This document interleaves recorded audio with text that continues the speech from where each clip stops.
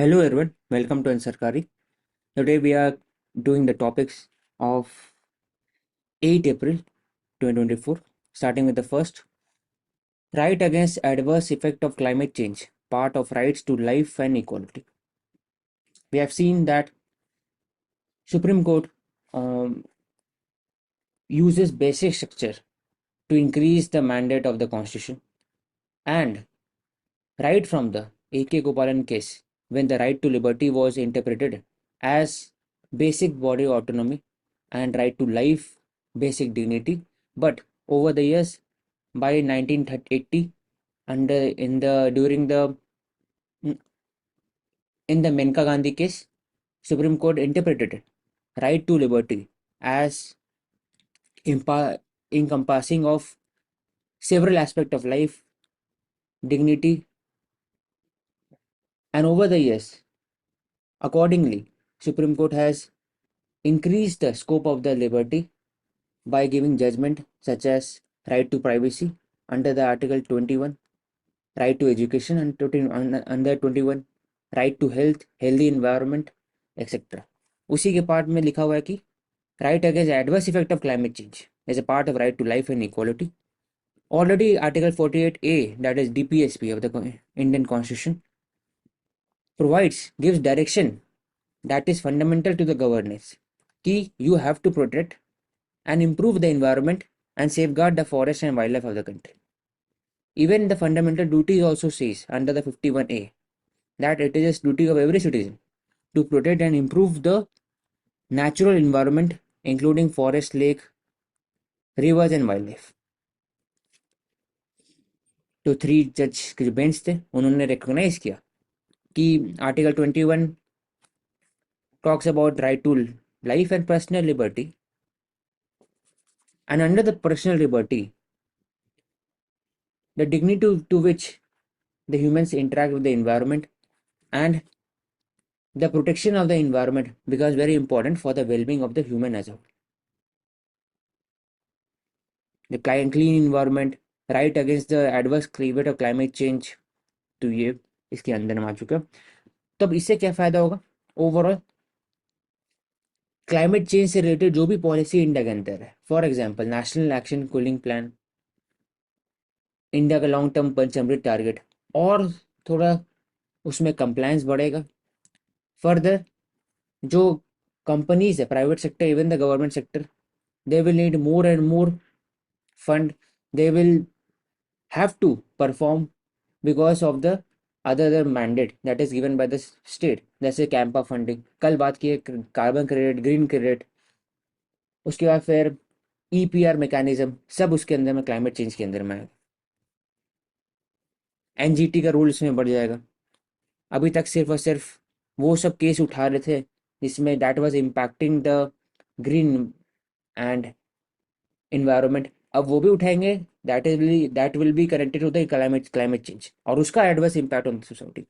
Further जो climate refugees है उनको कोई सहयोग नहीं मिलता है,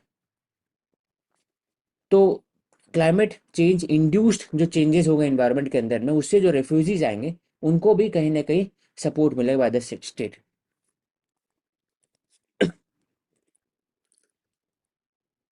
जैसे एक एग्जांपल यहाँ पर दिया हुआ था, the bench was hearing the plea to protect the GIB, that is critically endangered species in Rajasthan, Great Indian Bustard, from losing its habitat due to power transmission line.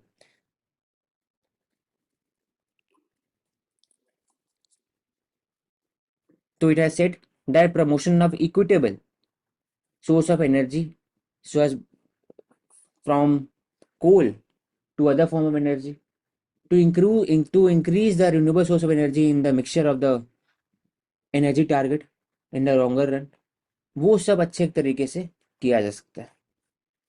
Air pollution directly impacts the society, उसका long term implication है health पर भी और पूरे जो social economic governance पर भी, वो भी अच्छे टैकल हो सकता है. तो बहुत इंपॉर्टेंट जजमेंट है.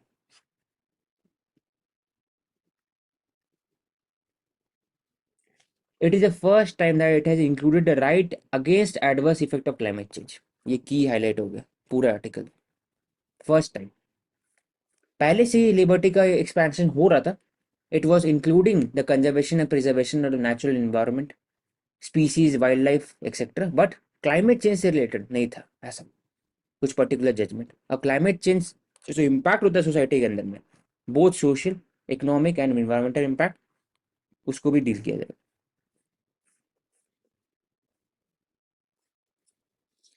Yesterday we have critically assessed this remark that an NCERT textbook have revised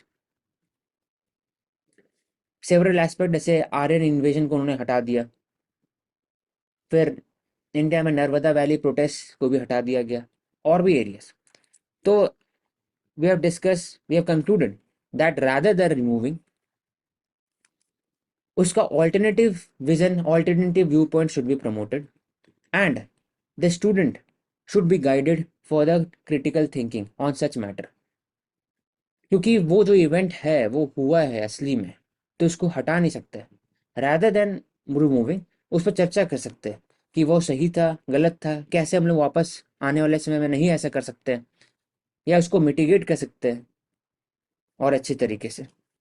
तो young man today are expose to clutter information of culture, history, politics from various sources. Clutter मतलब information बहुत है, Twitter से, Instagram से, YouTube से, newspaper से, online media से, including social media. तो अगर आप नहीं बताओगे तब भी तो पता चलेगा ही। rather than कि उनको इन्फॉर्मेशन कहीं और से पता चले, it becomes imperative for the school education to provide such information from the classroom only। उससे क्या होगा, जो नैरेटिव जो बाहर से मिलेगा, दैट कैन बी बायस, जो क्लासरूम में हो सकता है, that should promote critical thinking.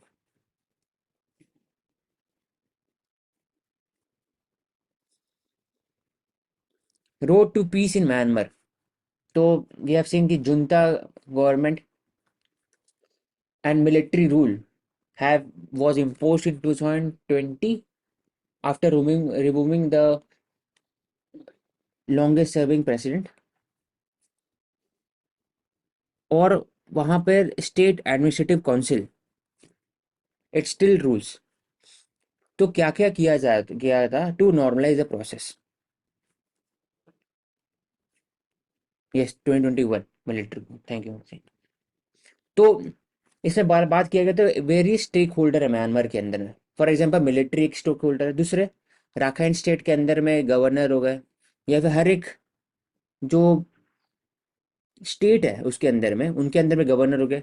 तीसरा एथनिक ग्रुप्स है, वो भी एक स्टेक होल्डर है। तो तीनों के बीच में ओवरऑल एक नेगोशिएशन होना चाहिए और मेडिएशन होना चाहिए। फर्दर दो एस्पेक्ट पर काम किया गया था। पहला कि humanitarian corridor inside Myanmar as a pilot project start किया गया था बाय द नेबर। वो भी एक लॉन्ग टर्म सस्टेनेबल नहीं था until unless all the stakeholder is coming under the same umbrella. क्योंकि सबके जो कंसर्न है वो डिफरेंट है, और सबके नीड्स भी डिफरेंट है। Second, Asian 5 point consensus agreed in April 2021, it had failed to deliver this despite its best endeavor। कि एशियन 5 पॉइंट कंसेंसस था कि it was talking about peace and development, collaboration, और stakeholder को include करना in the normalcy in that country, ताकि election हो सके वापस से, लेकिन वो भी सक्सेसफुल नहीं रहा। फर्दर चाइना का रूल आता है कि China is also supporting the military junta. और बाकी जो वेस्टर्न कंट्रीज है और नेबरिंग कंट्रीज है, they want stable and democratic form of government, so that refugee crisis नहीं हो उनके बॉर्डर में, ऐसे इंडिया में होता है। Many of the refugees are entering to the India. तो 2.7 million people have been displaced। 1 million is likely to be enter this category by the end of 2024। तो they need humanitarian assistance। तो क्या करना चाहिए overall, India का stand क्या रहे Myanmar से related. India is taking a pragmatic stand. That is why इन्होंने सपोर्ट नहीं किया जो various sanction that was put by the western country on Myanmar। Secondly, India is also using back channel diplomacy to create a consensus between the ethnic groups, governor and the ruling establishment, जो military चुनता है। उसके बाद India is directly talking about कि how to increase development, how to implement act is policy for the people of Myanmar. That is why it is implementing the Kaladan project, वो चल ही रहा है प्रोसेस। एक्ट इस पॉलिसी के अंदर में integration जो था between the north east and Myanmar, वो भी चल रहा है। और दूसरा कि मिलिट्री को जो भी सपोर्ट चाहिए होता है इनडायरेक्टली, वो भी हो रहा है। लेकिन ओवरऑल इंडिया का स्टैंड रहता है हमेशा से in diplomacy कि Myanmar should reform its process and should revert back to democratic process जल्दी से जल्दी। तो इंडिया का स्टैंड राजा मंडला का अकॉर्डिंग अगर बोला जाए तो प्रैग्मेटिक अप्रोच है, practical and pragmatic approach. Or we can say ki why the stability of Myanmar is important. So here we can say कि firstly जो इंडिया का नॉर्थ ईस्ट डेवलपमेंट है, एक्ट ईस्ट पॉलिसी है, तो उसमें Myanmar stability plays important role. और geopolitically we can say कि as you just mentioned कि China's influence is increasing in Myanmar, so geopolitically it becomes significant। and thirdly we can say कि जो हम minilaterals promote कर रहे हैं, for example BIMSTEC है या BBIN है, तो if again political and economic stability of Myanmar becomes important for their successful functioning। ठीक है। Next, port of Baltimore bridge. Baltimore bridge has collapsed. Baltimore, one of the busiest harbor in US, which paused its shipping after the collapse of the bridge.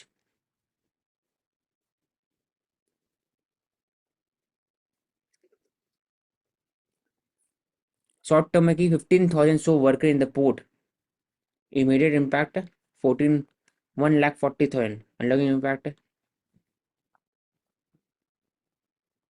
Long term impact supply chain management US के लिए, Panama canal bottleneck जैसे हुआ था वैसे। It port of Baltimore adds one more point pressure on for the trade in that region. Nothing much important.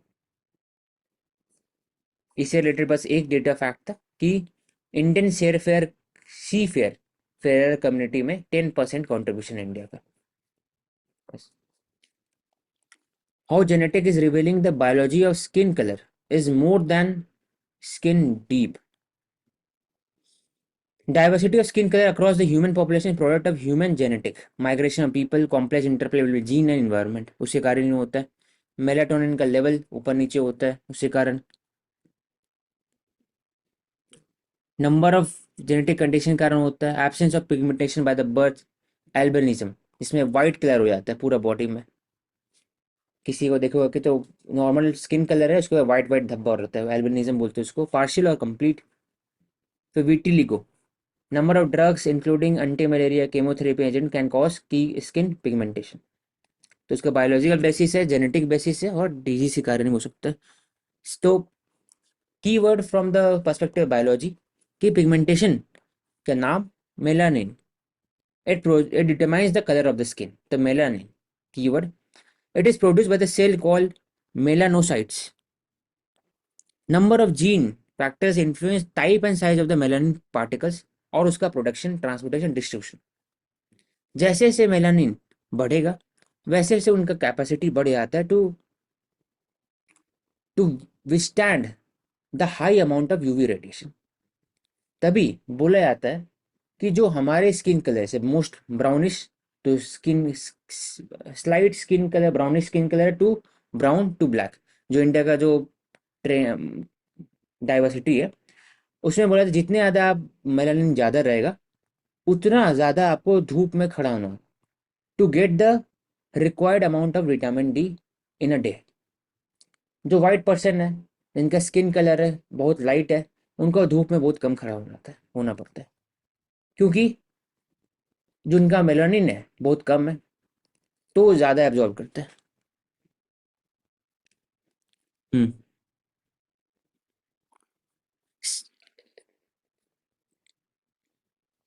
Lighter skin color across the high altitude latitude is a result of human adapting to the produce vitamin D again. Pigmentation also protect nutrients like foliate from being broken down by ultraviolet radiation. Skin color is also important phenotype in the gene. Few genes का नाम दिया हुआ है SLC are well studied. और ऐसा बोला गया था कि when the people were migrating from African to Europe, उसके बाद फिर उसका रीजन, तो they were moving from lower latitude to higher latitude. उसके बाद slowly over thousands of years in successive 5 to 6 generation 10 generation धीरे धीरे European become mostly light skin. तो पहले सब डार्क थे. तो कोई स्किन लेके पैदा नहीं होता. It evolves due to the genetic disease and तीसरा इन्वायरमेंट के कारण.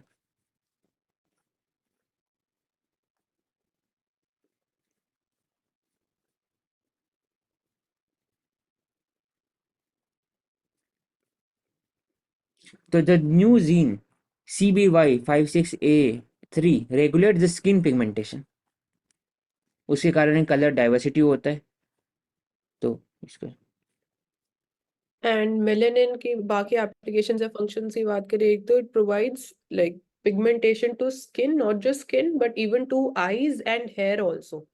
तो वहां पे भी जो पिगमेंटेशन का फंक्शन है that is applicable. And secondly एक तरीके से नेचुरल सनस्क्रीन की तरह एक्ट करता है for our body. So it absorbs the harmful UV radiations. Apart from this इसकी जो बाकी प्रॉपर्टीज है, लाइक फार्मास्यूटिकल इंडस्ट्री में भी इसको यूज किया जाता है. It is anti inflammatory, antioxidant properties है, रेडियो प्रोटेक्टिव भी है, और जो गैस्ट्रो इंटेस्टाइनल डिजीजेस है उसमें भी ये रिलीफ प्रोवाइड करता है. तो फार्मास्यूटिकल इंडस्ट्री में भी देयर इज एप्लीकेशन. तो इसको केमिकली भी प्रोड्यूस किया जा सकता है, like artificially.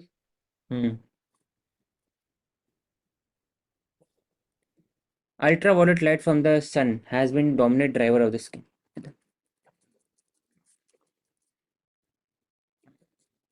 Volcanic vortex ring emerge from the pit, while the physical condition under which volcanic vortex ring forms are still not entirely known.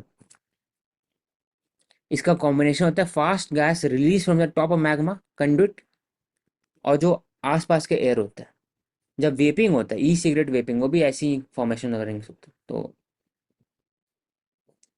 अब गैप लिमिटेशन मतलब क्या होता है कि ऐसी स्पीसीज की उन वो तभी खा सकते हैं कोई दूसरे एनिमल को जब उनके मुंह के अंदर फिट हो जाए. वो हम लोग ऐसा नहीं कि काट करके या पका करके चबा करके खा सकते, तोड़ के खा सकते हैं. वो पूरे निकल जाते हैं.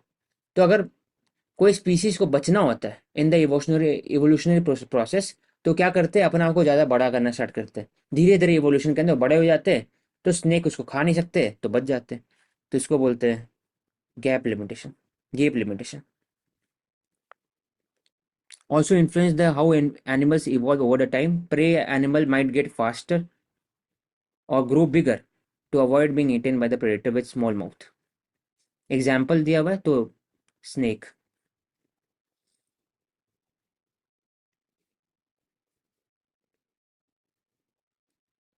जो गेप लिमिटेशन डायरेक्टली अटैक करते हैं, डायरेक्टली इन्फ्लुएंस करते हैं predation cycle in the biodiversity.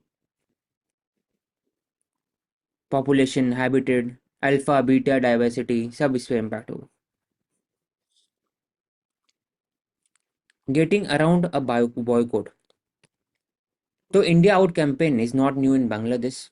वहां पर दो ओवरऑल पावर स्ट्रक्चर है. एक led by secular government Sheikh Hasina और दूसरे जो अवामी अवामी लीग है. हम्म. और BNP Bangladesh nationalist party. Second जो बांग्लादेश नेशनलिस्ट पार्टी है, they are promoting the idea of Islam in the governance.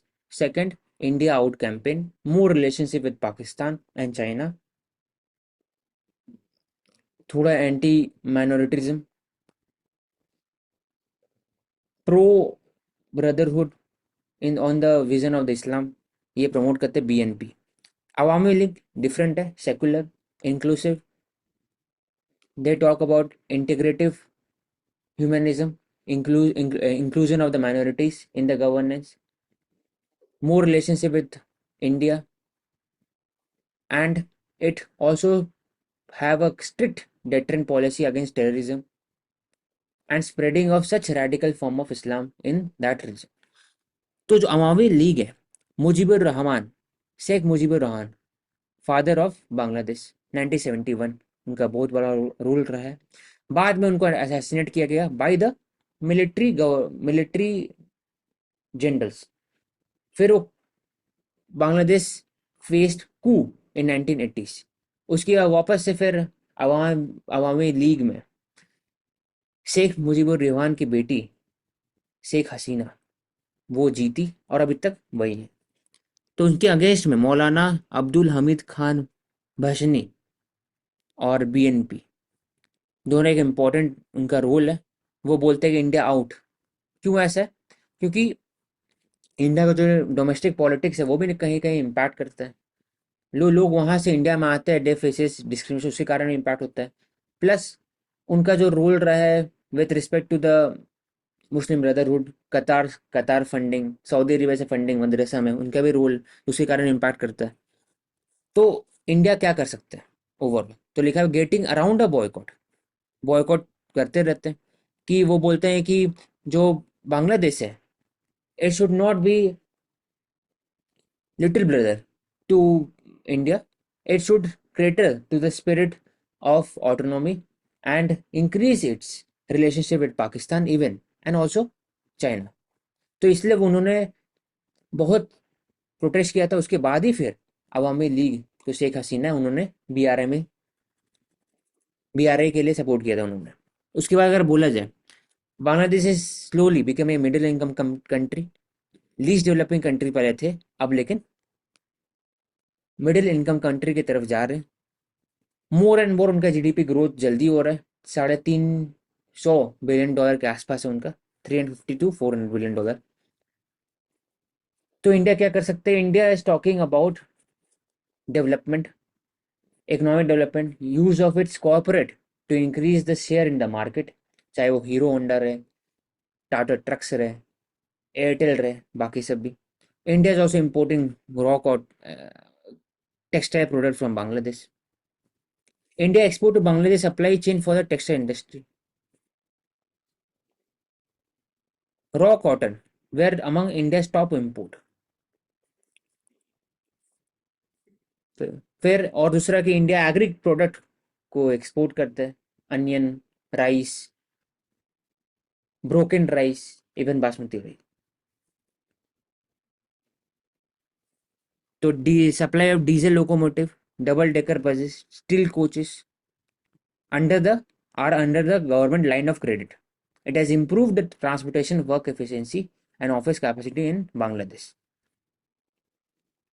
तो ये सब करने से क्या हो सकता है कि मोर टूरिज्म बढ़ेगा, पीपल टू पीपल कांटेक्ट बढ़ेगा, तब जाकर के हम लोग और अच्छे रिलेशनशिप बना सकते हैं लॉन्ग टर्म. तो शेख हसीना ने आर्ग्यू किया कि बॉयकॉट करना ही है तो आपके घर में जो गरम मसाला है, प्याज है, गार्लिक, जिंजर है, वो भी बंद कर दीजिए.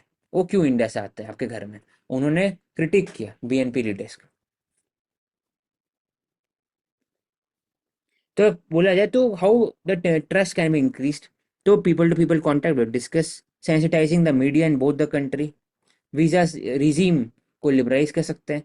इंडिया का जब एनआरसी होगा और एक तरह से जो भी इंडिया में लोग आते हैं बांग्लादेशी, तो उनको एक कार्ड मिलना चाहिए, एक मोबिलिटी कार्ड, कि वो इंडिया में आके काम करके वापस जा सकता है. अगर जितना प्रोसेस फॉर्मलाइज होगा उतना अच्छा रिलेशनशिप हो सकता है इंडिया के साथ. क्योंकि ऐसा नहीं बोला जाता कि आप उसको हटा दीजिए, लेकिन उसको फॉर्मलाइज करना चाहिए. क्योंकि अभी क्या होता है कि मोस्ट ऑफ द जो बांग्लादेशी इमिग्रेंट और आते हैं, they have the fake Aadhaar card from West Bengal और फिर in north east region, even in south Jharkhand और इस तरफ. तो कहीं ना कहीं सिक्योरिटी इम्प्लीकेशन होता है, लोकल डेमोग्राफिक चैलेंजेस होता है. तो इस पे काम कर सकते हैं. What women voters want. तो वॉट वुमेन वोटर वॉन्ट, तो 5 एस्पेक्ट है। पहली बात है कि विमेन सेंट्रिक और जो ओवरऑल पेट्रियार्कल सेटअप है उसके अंदर में या तो इसको ब्रेक डाउन करना चाहिए धीरे धीरे थ्रू द एटीट्यूडनल चेंज, या फिर आप विमेन सेंट्रिक लेजिस्लेशन पास करेंगे, जैसे वो पॉश हो गया, पॉक्सको हो गया, विशाखा गाइडलाइन के अनुसार, या फिर अलग paid leave, period paid leave, maternity benefit leave etcetera. दूसरा, जब law and order based society establish करेंगे to create a safe space for women in the public spaces and also in the private spaces, private institution. उसके बाद फिर हर एक companies वहाँ पे equity बढ़ना चाहिए, उनका reputation high in the higher bureaucracy, in the higher administration, in the higher corporate structure, उनका रूल बढ़ना चाहिए, स्किलिंग होना चाहिए मोर एंड मोर वुमेन का। विमेन सेंट्रिक जो बिहेवियर और उनका जो स्पेशलाइजेशन है with respect to some field, for example care economy, उसमें भी ज़्यादा से ज़्यादा वेजेस इक्विटी होना चाहिए। चाइल्ड केयर को भी इंक्लूड करना चाहिए अंडर द पेड सर्विसेज, ताकि अनपेड लेबर उनको नहीं हो। तो इसी का I think would be what women want, the liberty justice and equality for all citizen, including of the women and LGBTQI from all walks of life. It also talks about LGBTQI plus. They do not have the fundamental right to marry, but उनका जो relationship है उनके बीच में कोई बाधा नहीं होगा, वो चाहिए। मैरिटल रेप के बाद बात हुआ, zero tolerance policy against the gender based violence, उसके लिए law and order machinery it should be reformed. Child support stereotype है वो भी सेंसिटाइजेशन होना चाहिए। राइट टू हेल्थ विमेन से रिलेटेड, कि विमेन सेंट्रिक हेल्थ से रिलेटेड होना चाहिए बात, ब्रेस्ट कैंसर सर्वाइकल कैंसर से रिलेटेड बात हुआ, या जीएसटी रेट जीरो करना for the sanitary pad etcetera, वो भी एक बात है। Specific women lead startup stand up India के अंदर में मुद्रा लोन एसएसजी, उनको ऑटोनॉमी मोर एंड मोर देना, इंसेंटिव देना।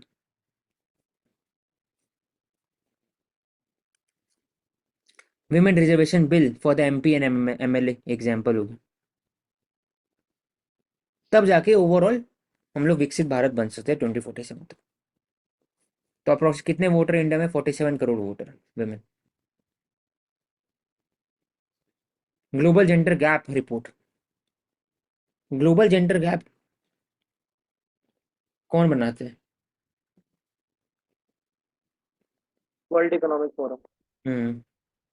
मोस्टली सही बात, World Economic Forum. Artificial intelligence and art, अब आर्टिफिशियल इंटेलिजेंस एंड आर्ट, तो we can comment on this कि जो आर्ट मतलब क्या होता है। Art should be creative, it should not be competitive. जैसे हम लोग अब पहले तो सोचते थे, लेकिन अब over the years mindset change हो गया मेरा विद रिस्पेक्ट टू आर्ट। पहले थे कि कौन सबसे अच्छा आर्ट बना सकता है, प्रिसीजन कितना अच्छा है, तो आर्ट कंपटीशन होना चाहिए। आप सोचते हैं नहीं, हर एक art is a tool for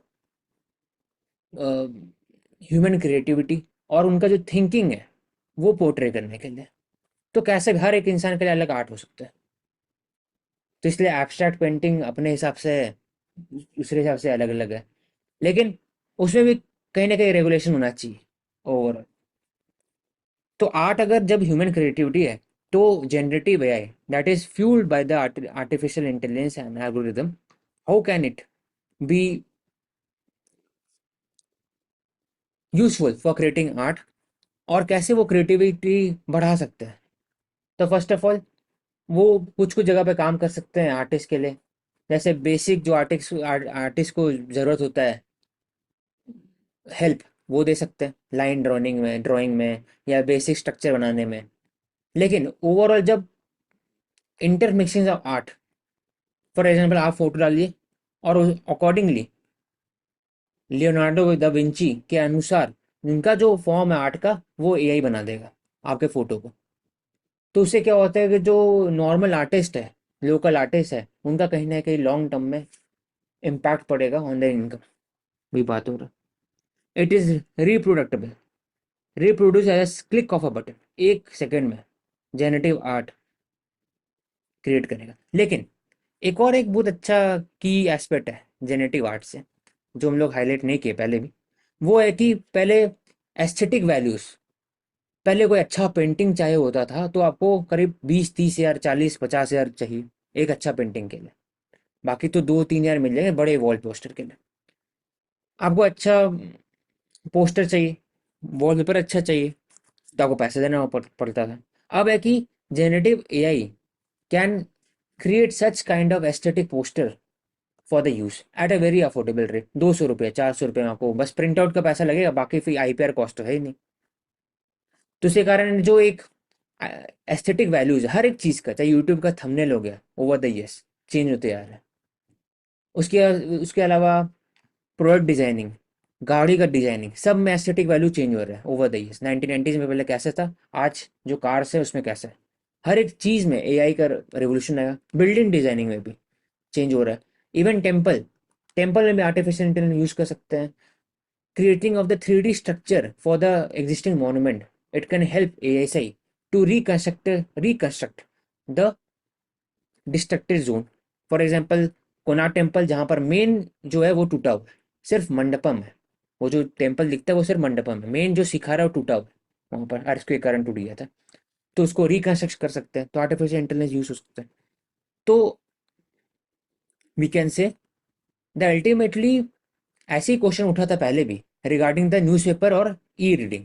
सबको सोचते थे कि अगर ई रीडिंग आ चुका है तो सबको न्यूज़पेपर नहीं पढ़ेंगे, लेकिन ओवर द ईयर्स जो न्यूज़पेपर कंपनीज थी, बड़े बड़े मीडिया हाउसेस थे, दे हैव अडेप्टेड। वैसे ही आर्टिस्ट जो होंगे वो भी अडेप्ट कर लेंगे मेरे अकॉर्डिंग लॉन्ग टर्म में। लेकिन तब भी वी नीड एआई रेगुलेशन। जैसे अभी New York versus Microsoft and Google Meta case है इन यूएस में ओवर द आईपीआर इशू, वैसे ही इंडिया को भी रेगुलेट करना चाहिए आर्टिफिशियल इंटेलिजेंस यूजेस, कि अगर आप यूज कर रहे हो डेटा तो आपको कहीं ना कहीं रॉयल्टी पे करना पड़ेगा by the big company. Implementing universal health coverage, prioritising health for sustainable future, एक दो और, and private health care sector need reform.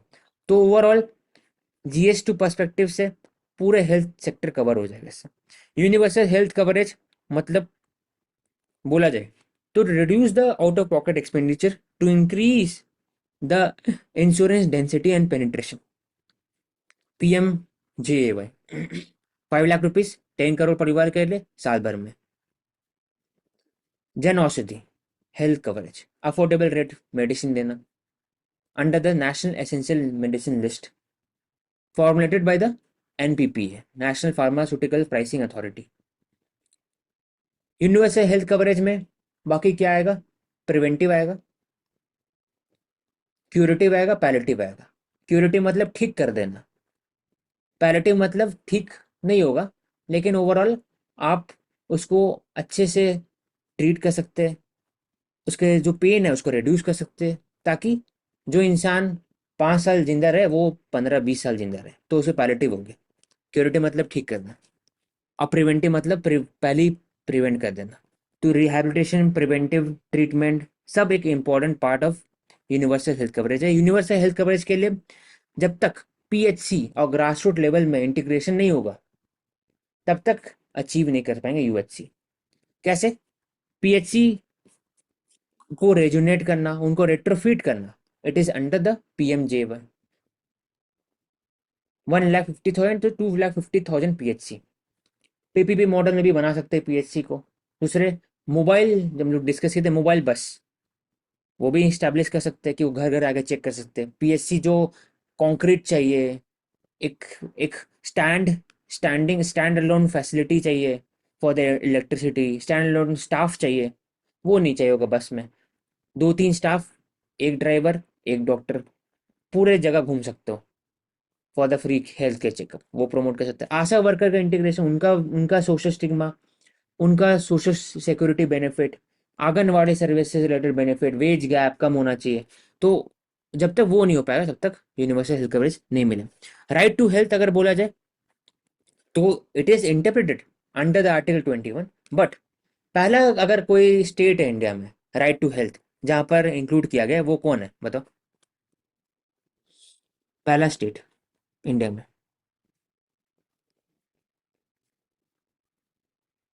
Any प्रवेश?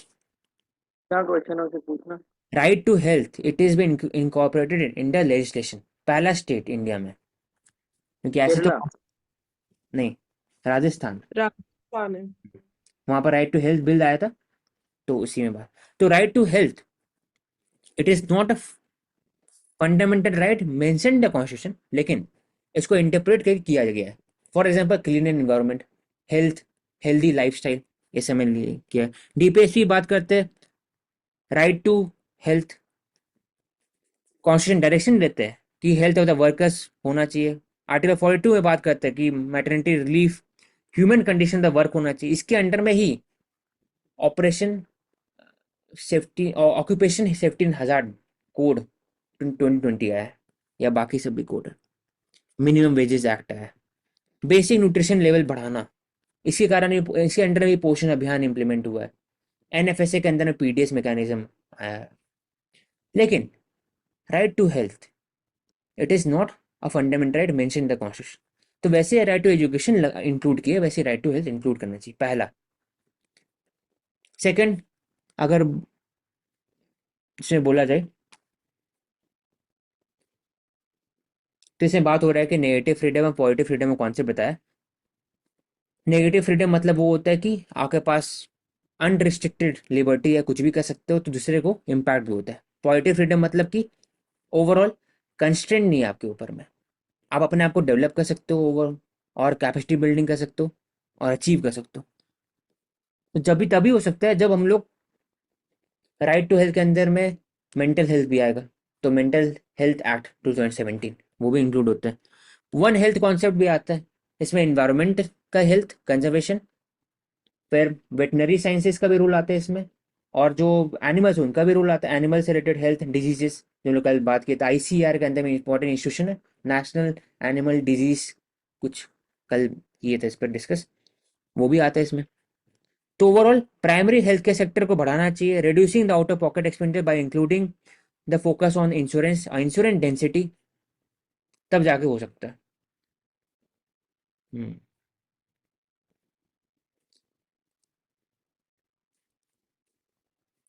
तीसरा, तो पहले हम लोग बात की कि अगर इसको बोले 5 एरियाज जहां पर काम होना चाहिए, तो पहला कि कॉन्स्टिट्यूशन के अंदर में डायरेक्टली मेंशन होना चाहिए राइट टू हेल्थ, जैसे राइट टू एजुकेशन है। Second, out of pocket expenditure कम करना चाहिए, increase the cash transfer and DBT mechanism. तीसरा, इंक्लूसिव हेल्थ केयर सिस्टम के लिए डेटा होना चाहिए, डैशबोर्ड होना चाहिए, so that the data use value can be increased in to ensure better information service, for example digital health ID card under the PMGY, वो एक हो सकता है। Fourth, community based service provide करना है, for example Asha worker, mid wife auxiliary, उनको promote करना चाहिए। आंगनवाड़ी सर्विसेज हो गया, उसका कैसे इंटीग्रेट करें पीएचसी लेवल पर, और डायरेक्ट जो पेशेंट है उनको, community based health care system, वो हो गया। फिर डिजीज बर्डन में कैसे काम किया जाए, फॉर एग्जाम्पल वन हेल्थ का कॉन्सेप्ट आता है, एनिमल डिजीज, ह्यूमन डिजीज और एनवायरमेंटल प्रॉब्लम, उसको इंक्लूड किया जाए। तो ये फिफ्थ 5 एरिया होगा।